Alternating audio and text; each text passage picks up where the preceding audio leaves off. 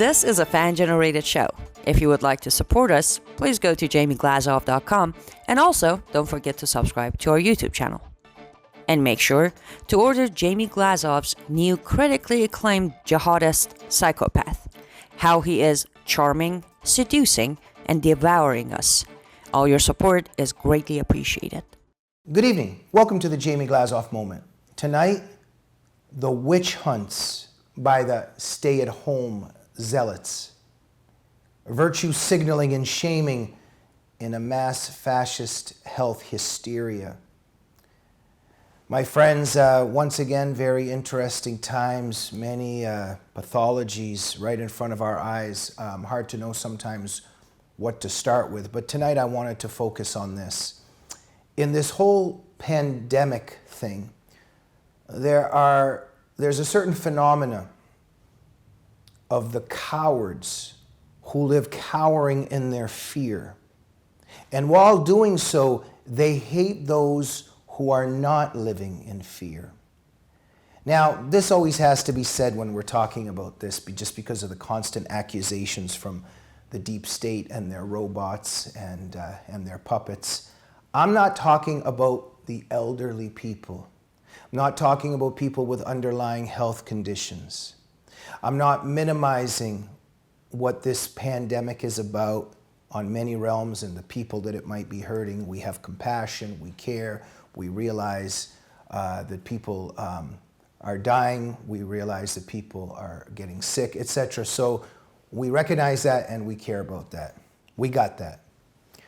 I'm talking about the weaponization of this quote-unquote pandemic and also the pathologies that come with it.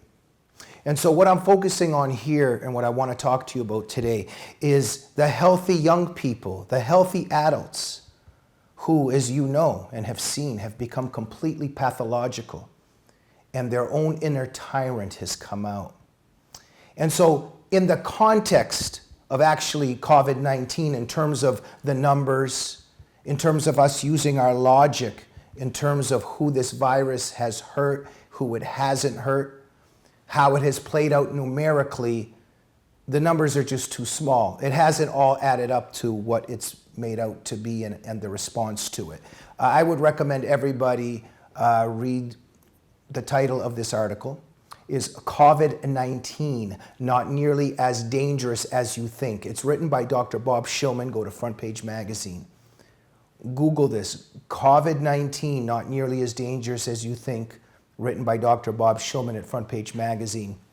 Really lays out very concretely and very, very professionally how the numbers have not added up here and how the threat has been exaggerated, etc., etc. Now that's another show, that's another topic, but I'm mentioning that here today in the context of how healthy adults in our society have completely succumbed to this mass fascistic health hysteria and are living in full dread and trepidation.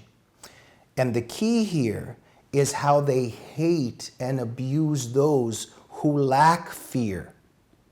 There's a hatred of the people who lack fear for their lack of fear by those who have allowed fear to take over them. And what I want to emphasize here is this is not even for the actions of the people who are unafraid, but simply for their attitudes. For instance, I will just say, I'm not trying to say I'm Superman, I have my own fears in life, you know, I'm human, trust me, I have my own issues. But in this particular case, I'm not afraid of this particular thing right now, not at all. Now hold on a minute.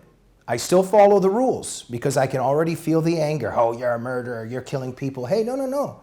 I put on the mask when I have to go into the store, social distancing, doing all that stuff, right? So this is what's very interesting. How about just even in my attitude alone? Let's just suppose that I have an astronaut outfit on, my whole face wrapped, hiding in a closet somewhere. But if I'm talking on the phone even with a person that lives in trepidation and has been taken over this fear, I get that hatred. I get that indignant rage and hate from them simply for my lack of fear. And I have experienced this. We're witnessing it in the larger culture at large. And I've talked to many people and know many people who are also experiencing this. And that's what I'm focusing in tonight. This is a phenomenon. And this as a phenomenon of how it translates into actually what's happening in our world and at large, and why authorities, why the deep state and the left, why they're so successful in their weaponization right now of COVID-19. So I'm narrowing in on the people who are obsessed with disinfecting their houses, wearing their astronaut outfits, not going anywhere, wearing their masks by themselves in their cars, wearing their masks by themselves when they're walking outside. Now, I'm not even telling these people to change, not even necessarily criticizing them. I'm emphasizing again that when they sense my lack of fear, it enrages them. It enrages them when other people are not on the same journey of dread that they are on. And there's something very creepy here. Now, James Patrick Riley, he's a farmer, television producer, very wise man, very good man, very smart man, courageous man, a hero of our times. Follow him on Facebook. His name is James Patrick Riley. He's touched on this phenomenon and in many ways inspired me to do this moment on it. And I have a show coming up with him. Keep an eye on the Glazov Gang where I discuss these things with him. But he has discussed this issue, and we know that this phenomenon is happening on a mass scale. There's a certain crowd of totalitarian cowards, and they're covering up their fear and pretending, camouflaging it as a concern about people's health. But it's not really about that. And I'm not saying that there's not those people that really are concerned about people's health. We got that. But I'm talking about this particular pathology and the people that have it and have surrendered to it, have been taken over by it. There's something else going on here. And as James Patrick Riley has pointed out, it has a spiritual component. So I just wanted to share these thoughts with you tonight, because what I'm talking about is connected with the people who call the cops right now when they see people going for a walk. Something is wrong. And this is interconnected, of course, with the pride and the gloating of a lot of these people that they're following these fascistic, bizarre rules. And we see this. I'm seeing it all around me. The virtue signaling with the mask, the shelter at home zealots. They're staying at home, they're wearing their mask, and they're so proud. And you know when you know that there's a problem? When the Hollywood celebrities on television are telling you to stay at home, then you really know there's something going on. And they feel so good about themselves. You know, I've been thinking about how this whole leftist sickness works, you know, because we've got those people, you know, they're vegans. They're holding hands in the pitch dark during Earth Day and just humming. They've just, you know, unplugged all their electricity and, you know, just turned all their lights off and twisted their light bulbs out.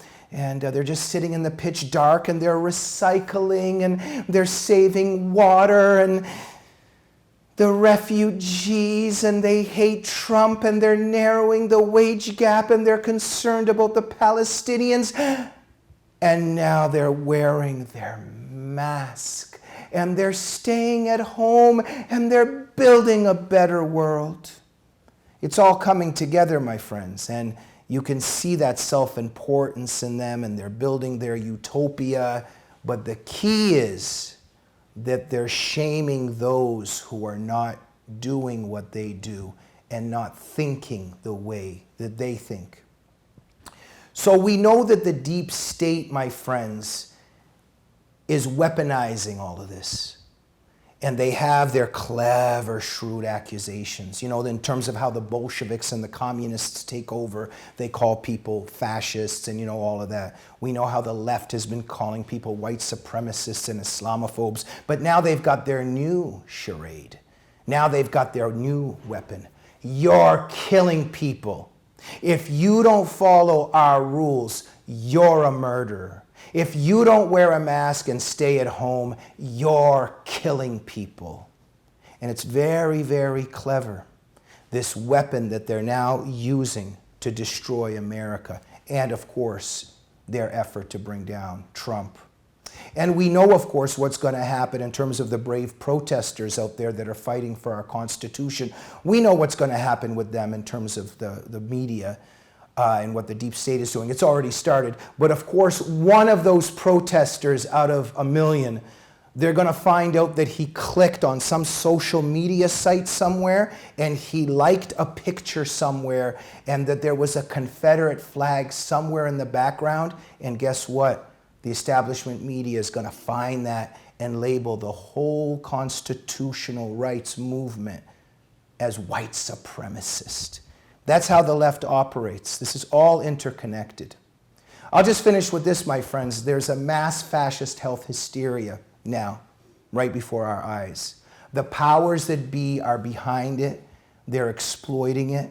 They're terrifying people, and they're weaponizing this terror. And so we have these people living in their hysteria, camouflaging their cowardice, and virtue signaling and accusing you of being a killer if you don't agree with them. These are the fascist brown shirts of our time, the witch hunters of our time. They are overcome by evil. Fear is a spirit, and these forces at large are working on behalf of this evil. And while they're working on it, they're pointing an accusatory finger at you. That's how psychopaths behave, right? I've written about this in my book. But be aware. Be aware that those overcome by the spirit of fear hate those who are not controlled by fear. Keep in mind that those who are terrified of death hate the people who aren't terrified of death. Be aware that those people who hate life hate the people who love it and the risks that come with living. All something to think about. I'll see you on the next Jamie Glazov moment. Good night.